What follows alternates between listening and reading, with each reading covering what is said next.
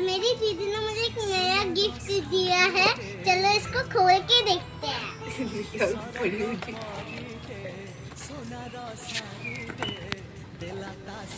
वाह, देखो पहले दिखने में ये कितना सुंदर है, अंदर तो ये बहुत सुंदर है।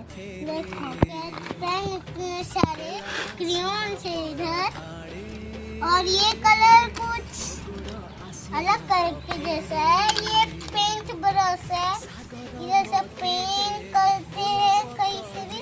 ये पेंसिल भी दी है काली कलर की, चेयर बहुत इसको रख देते हैं। ये कैंची काट दूंगा तुम लोगों, बहुत सुंदर लग रही है, इसको रख देते हैं। ये स्टेपलर जो असली में तो बहुत क्यूट है, देखो इतने क्यूट स्टेपलर देखा नहीं है कभी जिंदगी में।